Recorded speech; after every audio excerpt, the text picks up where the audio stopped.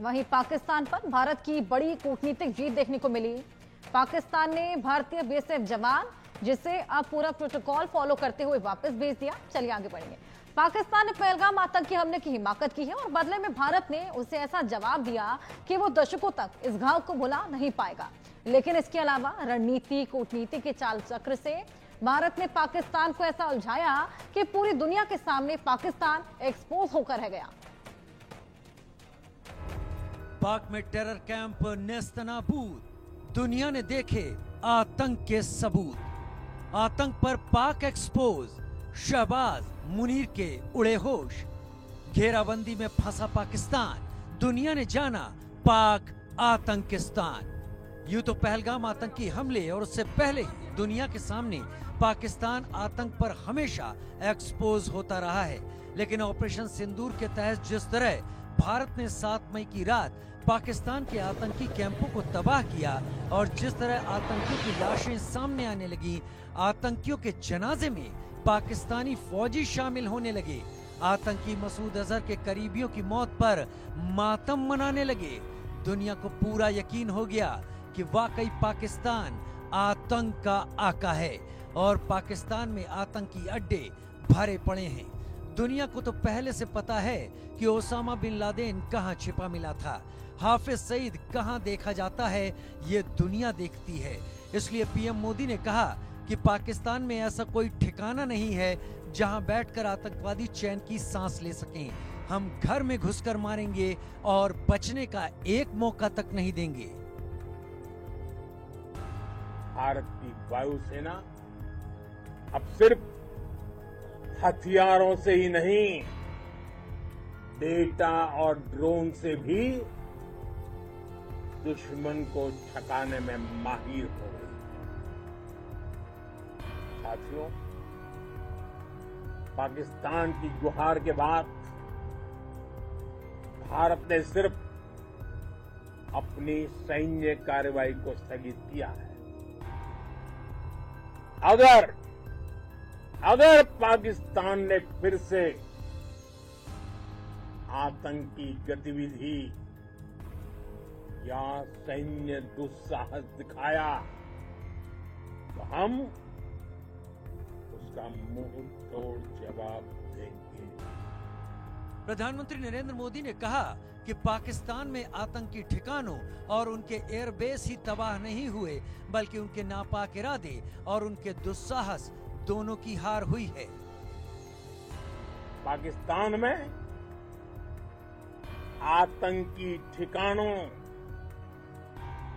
और उनके एयरबेस ही तबाह नहीं हुए, बल्कि उनके नापाक इरादे और उनके दुस्साहस दोनों की हार हुई है। कूटनीति का कालचक्र। भारत ने पाकिस्तान और पीओके में लश्कर तैयबा, जैश ए मोहम्मद, हिजबुल मुजाहिदीन के ठिकानों को ध्वस्त किया तो दुनिया के लगभग 100% देशों ने भारत का समर्थन किया। पाकिस्तान को तुर्की और थोड़ा बहुत चीन के अलावा किसी का सपोर्ट नहीं मिला। पाकिस्तान भारत के कूटनीतिक कालचक्र में अपनी करतूत से खुद ब खुद फंस गया और रही सही कसर भारत की कूटनीति ने पूरी कर दी। Terrorist infrastructure sites that India destroyed were responsible not only for the deaths of Indians, but of many other innocents around the world. There is now a new normal. The sooner Pakistan gets it, the better it is. कई देशों ने दिया भारत का साथ। आतंक पर पाकिस्तान के काले खेल को दुनिया पहले से ही समझ रही थी, लेकिन पहलगाम आतंकी हमले पर अब दुनिया का भी खून खौल गया। इसलिए पाकिस्तान के खिलाफ कई देशों ने भारत का साथ दिया। पहले ब्रिटेन की बात करते हैं। ब्रिटेन ने क्या कहा, ये जान लीजिए।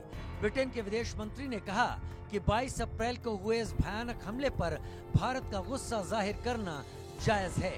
ब्रिटेन के सांसद ऋषि सुनक ने कहा, किसी भी देश को अपने खिलाफ होने वाले आतंकवादी हमलों को स्वीकार नहीं करना चाहिए। ब्रिटेन की सांसद प्रीति पटेल ने कहा, भारत को अपनी रक्षा के लिए उचित कदम उठाने और अपने लिए खतरा पैदा करने वाले घृणित आतंकवादी बुनियादी ढांचे को नष्ट करने का अधिकार है। दुनिया के बाकी देशों का भी भारत को साथ मिला। पहले ही भारत का समर्थन करते हुए रूस ने कश्मीर में हुए आतंकवादी हमले की निंदा की थी और आतंकवाद के सभी रूपों और अभिव्यक्तियों से निपटने में भारत के साथ सहयोग करने की अपनी प्रतिबद्धता दोहराई थी। राष्ट्रपति व्लादिमीर पुतिन ने हमले की निंदा करते हुए कहा कि इस क्रूर अपराध का कोई औचित्य नहीं है। अमेरिका की तरफ से कांग्रेस सदस्य श्री थानेदार ने कहा कि आतंकवाद को बर्दाश्त नहीं किया जा सकता और इसे दंडित किए बिना नहीं छोड़ा जा सकता। कांग्रेस सदस्य ने कहा, भारत को अपने लोगों की रक्षा करने का अधिकार है। फ्रांस ने क्या कहा, जानिए। फ्रांसीसी विदेश मंत्री ने आतंकवाद से खुद को बचाने में भारत की पहल का समर्थन किया। फ्रांस के विदेश कार्यालय ने पहलगाम आतंकवादी हमले की निंदा की और भारत के साथ अपनी पूरी एकजुटता व्यक्त की।